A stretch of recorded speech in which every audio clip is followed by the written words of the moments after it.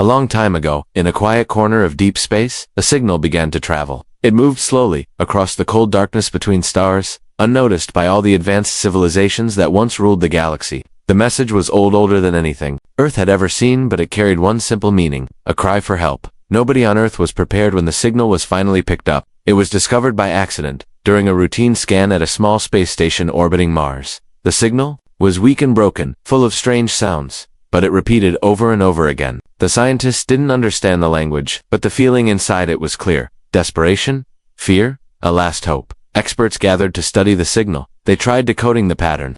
They removed the noise. After many hours, a few words began to make sense. A simple plea, help us please, anyone. The signal wasn't from a nearby planet. It had come from far away, outside known space. What was more shocking was its age. The signal was sent over 1,000 years ago. People on Earth had questions. Who sent it? Why now? And why had it reached Earth so late? The government didn't know what to do. Some said it was a trap. Others believed it was too old to matter. But a small group inside Earth's Defense Alliance thought differently. They believed it was real. They believed someone or something was still out there, waiting. These people were not ordinary. They were trained for missions that went beyond known space. They had visited strange planets, survived impossible worlds, and faced dangers no human should ever face. They were called the Deathworlders. The name didn't come from them. It was given by aliens who had once feared Earth. To them, Earth was a death world, a place where life itself was a fight. Humans, they believed, were too strong, too wild, too clever. And when they united, they were unstoppable. Earth had changed since those early times. It had become more peaceful, more careful. But the Deathworlders still remained, waiting for the moment when they would be needed again. Now it seemed the time had come. Captain Arlen Hale stood silently as the signal played in the briefing room. He listened to it 3 times before speaking. His voice was calm, but his eyes told another story. We need to answer this, he said. Someone sent this for a reason, and we might be the only ones left who can respond. The room fell silent. No one argued. No one needed to. A ship was prepared in secret. A crew was chosen carefully. The mission was simple. Find the source of the signal, make contact, and help if help was still possible. But deep down, everyone knew this would not be simple. Signals do not travel for 1,000 years without reason, and nothing in deep space waits that long unless it's important or dangerous. As the ship Silverlight left Earth's orbit, its crew watched the stars ahead. Most of them were young, new to space. But Captain Hale had been out there before. He had seen things no report ever described. He knew that space could be beautiful but also terrifying. The journey was quiet. At first, the ship used new jump drive tech that made the distance seem shorter. Still, the path to the signal was long. They passed dead stars, cold planets, and abandoned colonies. Along the way, they received no other signals. Just the same one, growing stronger as they neared the edge of the map. On the 10th day, the crew noticed something strange. The stars outside didn't match their records. They had arrived in a system that no longer existed on any chart. The star here had collapsed centuries ago. Nothing should have survived here. But their scanners picked up something: energy, movement, and structure. A station. Broken, floating, an ancient. No lights. No response. Yet the signal was coming from it. Captain Hale gave the order to approach. The ship slowly moved closer. Everyone watched as the ruins of the station came into view. Its walls were covered in burn marks and cracks. Parts of it looked like they had been pulled apart from the inside. The docking port was open, but no one came to greet them. An away team prepared to board. As they entered, the station's silence became louder. No signs of life, no heat, no sound. Just the long hallway of a once living place, now frozen in time. Lights flickered, some screens still showed alien text, and in one corner, a small datapad repeated the same message: help us, please, anyone. The team moved deeper. Then they saw something that made them stop. A wall covered in old drawings, alien figures, ships, symbols, and among them, the shape of a human. Stick figure style, clearly drawn by a child. The human figure had a red mark on its chest. Beside it, another symbol, a hand reaching out, and another pulling away. One of the crew whispered, someone here knew humans. Captain Hale said nothing, but in his mind, the past was waking up. Weren't the first humans to come here.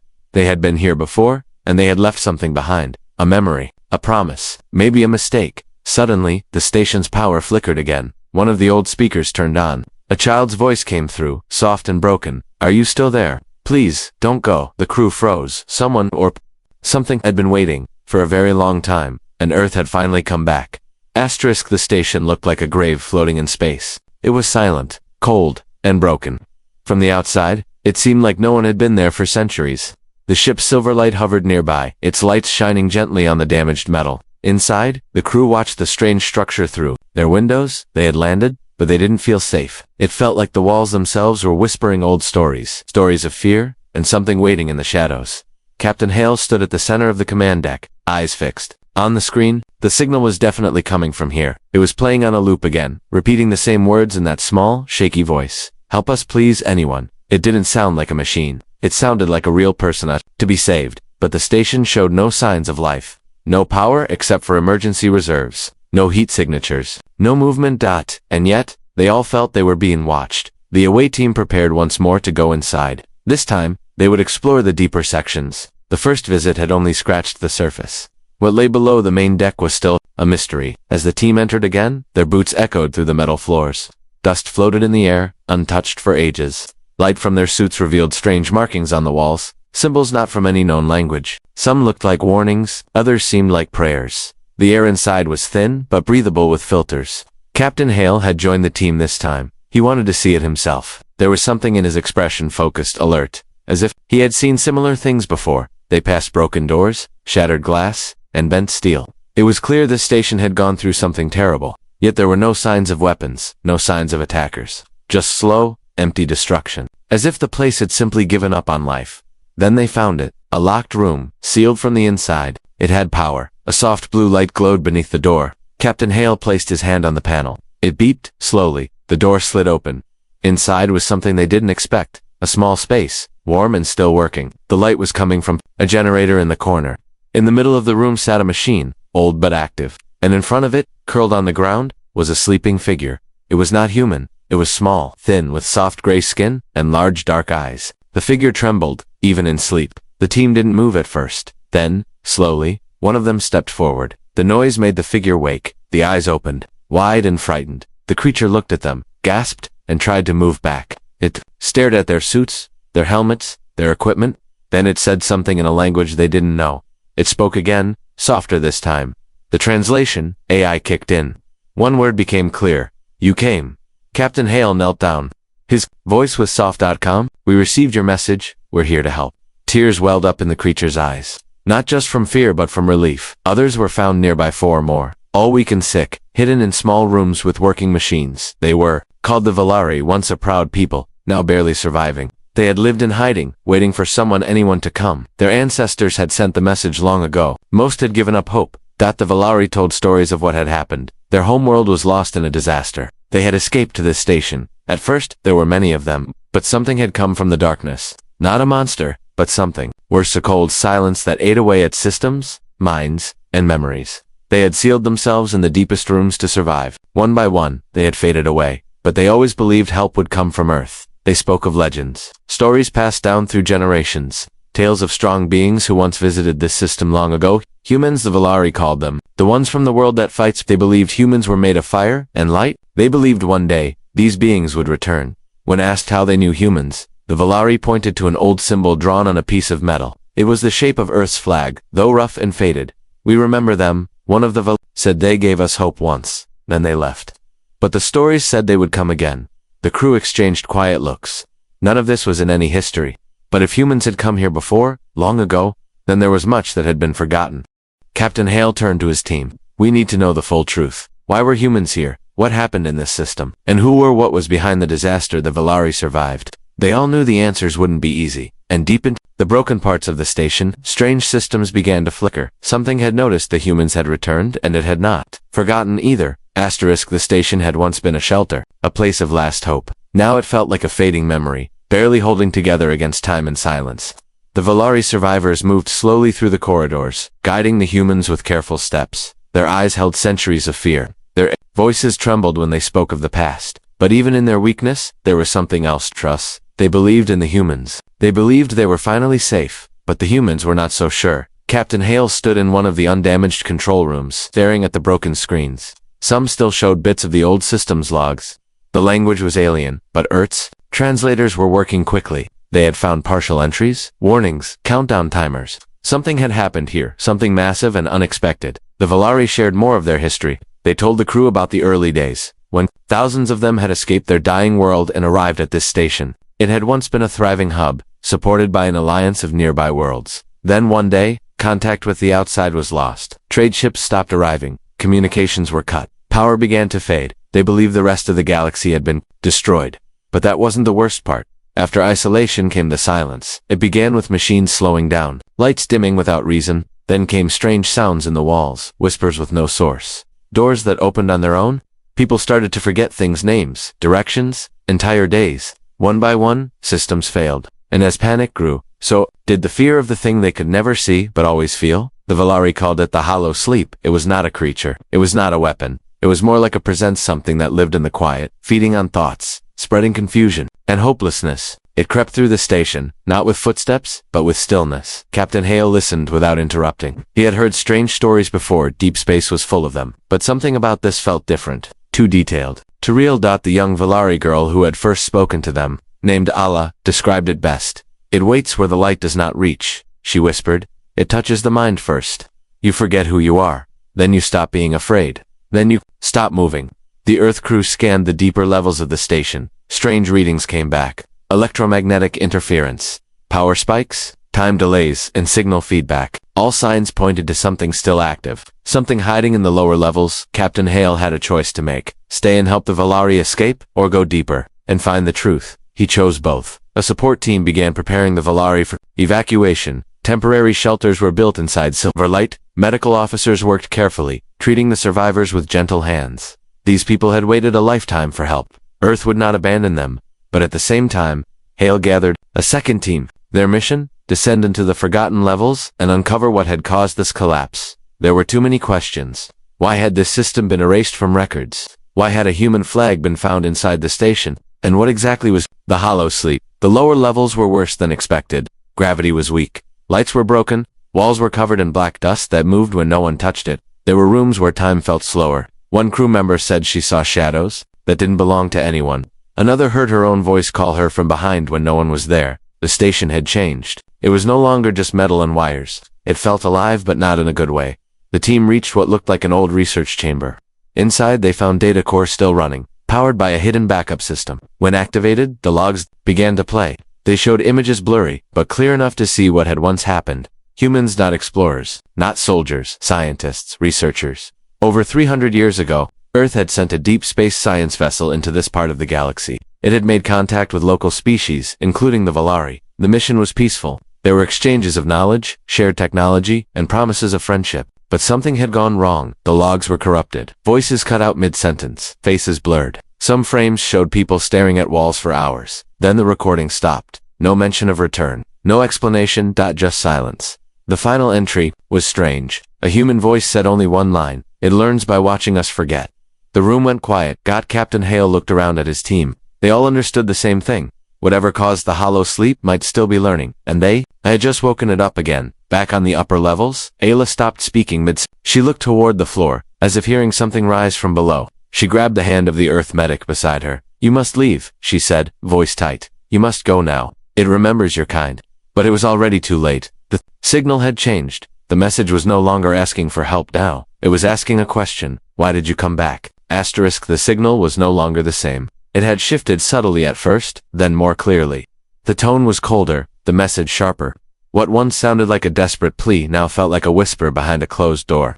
The repeating words weren't, help us anymore. They had changed to a new phrase. Why did you come back? Captain Hale listened carefully, replaying the message over and over.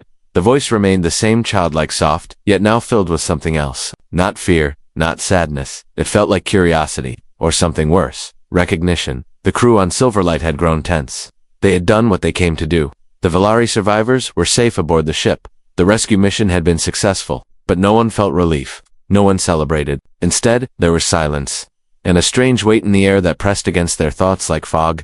Even the Valari could sense it. They whispered among themselves, speaking in their own language, using words that didn't translate clearly. The closest meaning the translator could find was, the sleeper is turning. Captain Hale stood in the observation bay, watching the broken station float below them. His thoughts were racing. Too many questions remained. Why had humans been here centuries ago? What had they awakened back then? And most important of all, why had Earth removed this system from the records? He remembered the last log entry they found in the station's lower levels. The one that said, it learns by watching us forget. What had they forgotten? Back in the command room, sensors picked up something new. Faint energy pulses, low-frequency signals, and temperature shifts from the nearby moon orbiting the station. There was no reason for these readings. The moon was dead, just rock and dust. but now it was sending a signal of its own. The data matched nothing in human or Valari records. The pulses were like a language, but backwards. A repeating wave of sounds, almost like breathing. Then it stopped. After a long pause, one clear word came through, translated by Earth's system: awake. The crew froze. Captain Hale issued new orders. He wanted scans on the moon, the space around the station, and anything that didn't match the original. Maps within hours, they found it something hidden beneath the moon's surface. Buried deep, metallic, alive with power. It was not natural to Valari. When told, immediately backed away from the screens. One of the elders, thin and tired, closed his eyes and said quietly, "You found the waking place. It was never meant to be opened." No one knew what that meant, but everyone felt it. Silverlight's lights flickered for the first time since arriving in the system. Systems were still stable. The ship hadn't been touched, but something knew it was there down in the cargo bay, where the Valari were resting. Little Isla walked to the window. She stared at the stars. A human officer came to check on her. She turned and asked softly, "Do your stars whisper to—" He paused. "What do you mean?" She pointed toward the moon. "That one whispers now, like it remembers. It hasn't whispered since the forgetting." The crew began planning for evacuation. They had collected survivors, recovered data, and seen enough, but part of Captain Hale didn't want to leave yet. Something told him this wasn't just a warning, that it was an invitation. The next morning, the hidden object beneath the moon sent another signal, a clear code. When translated, it showed coordinates, a place just beyond the system. Empty space, but space is never truly empty. Captain Hale decided to go. He selected a small team, including 2 scientists, a pilot, and 1 Valari elder who volunteered to come. The old one said, "If this is the end, we should face it together. If it is not, then it is our second beginning." The small shuttle departed Silverlight, moving slowly toward the coordinates. As they left the station, behind, strange things began happening. Instruments glitched. Time readings skipped ahead and back. The stars outside the window bent slightly, as if the space around them was no longer solid. Then the ship stopped moving without any engines failing. They had arrived. Out before them floated a structure, massive, not made by humans, not by a circular ring, silent and black, hovering in the darkness. It had no lights, no motion, but it was active. They could feel it. The Valari elder whispered, "That is where we came from. Long ago, before we were Valari." The crew didn't understand, he continued. "The stories were never clear. We thought they were myths, but this is where the first seed was planted. Before our people forgot, before your kind came." The ring opened slowly, revealing a soft glow inside like a doorway. They received one final message, played across every screen on the ship. This time it was not a question. It was a simple statement. "You remembered. We are watching." The shuttle turned and began its way back toward Silverlight. The answers were coming, but some memories do not like being disturbed. Asterisk. The stars no longer felt still. Ever since the crew of Silverlight visited the ancient ring near the forgotten moon, something had changed. It was quiet to quiet. The usual sounds of ship engines and digital beeps were still there, but behind it all, there was something else. A feeling, a presence. As if the space around them had begun listening. Captain Hale sat alone in the strategy room, reading through the translated logs again and again. Each line told of a world that once thrived, of a Valari people full of life and knowledge, until something silenced them, slowly and quietly. That silence hadn't just erased history, it had buried it now. Earth was uncovering it piece by piece, and the past was waking up. The message from the ring had been simple, almost polite. "You remembered. We are watching." It sounded peaceful, but peace wasn't always safe. The Valari elder who joined the short-range shuttle mission hadn't spoken since returning. He simply stared out the window of Silverlight, eyes wide, lips moving but silent. Medical scans showed nothing wrong with him, but something inside him had shifted. His mind was still walking inside that ring, and he had brought a piece of it back. Earth's High Command responded within hours of receiving the crew's report. A full fleet was now being prepared. Not a war fleet, not an invasion, a rescue and observation force, supported by Earth's best thinkers, scientists, diplomats, historians. The message had reached home, and Earth was not going to ignore it, not this time. The last time humans had come to this system, records were lost. Wiped, deliberately or accidentally.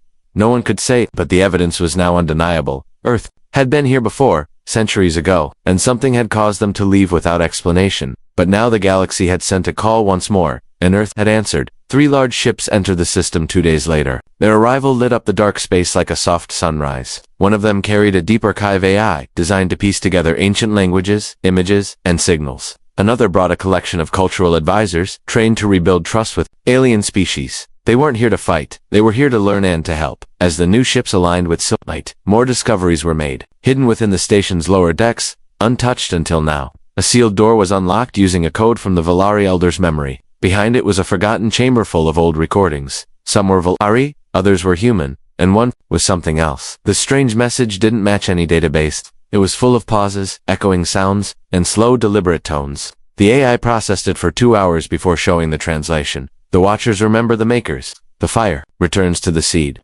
No one knew what it meant, but the Valari became restless. Even Ayla, the small girl who once whispered of the hollow sleep, began having dreams she couldn't explain. She described stars bending, like fabric, of doors that didn't open with hands but with memories, and voices that said her name, though she had never left the ship.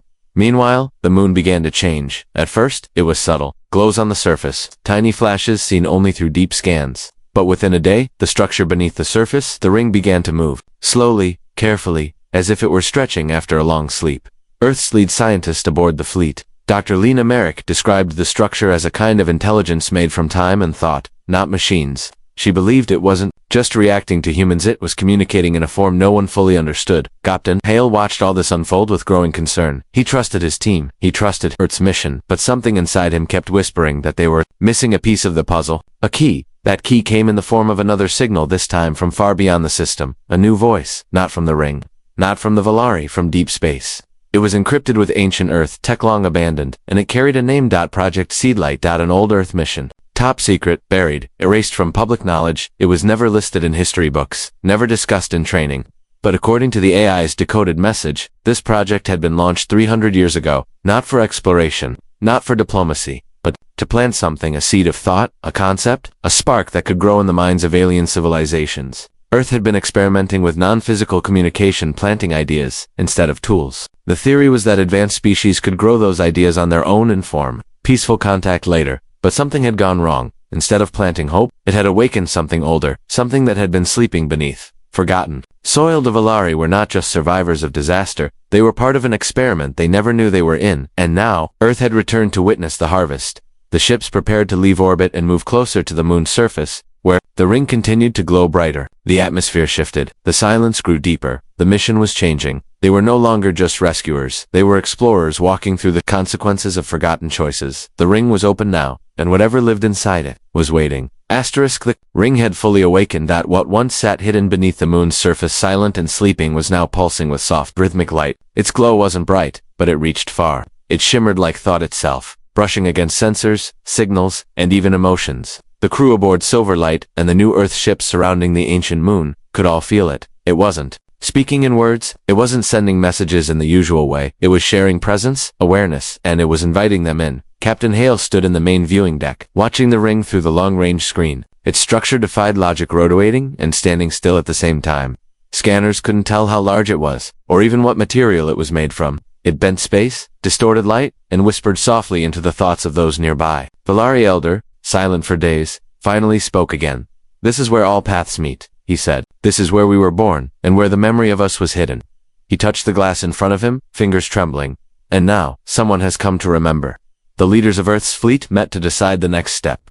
A decision had to be made. They could not leave now, not with the ring open, not with the knowledge that Earth had been part of this mystery long ago. Something buried had been uncovered, but no one knew what would happen if they went further. Dr. Lena Merrick believed the ring was not a weapon, nor a machine in the way humans understood machines. She called it a mind structure, something built not of steel, but of ancient energy, formed through collective thought and memory. It had been built by something long ago, possibly even the first minds in this part of the galaxy. And now, that mind was watching Earth. The Valari believed the ring was part of their beginning. They didn't build it. Their ancestors found it, long before the disaster that forced them to hide on the station. It had changed them, planted ideas, dreams, fears. It had whispered into their culture, shaping them silently. They had lived beneath its shadow without ever knowing what it truly was. And when humans arrived centuries ago, something in the ring stirred. Maybe it had seen something in humanity. Maybe it had remembered something long lost. Now, the ring had opened not because Earth forced it to, but because it had been waiting for Earth to return. Captain Hale made the final call. A single ship,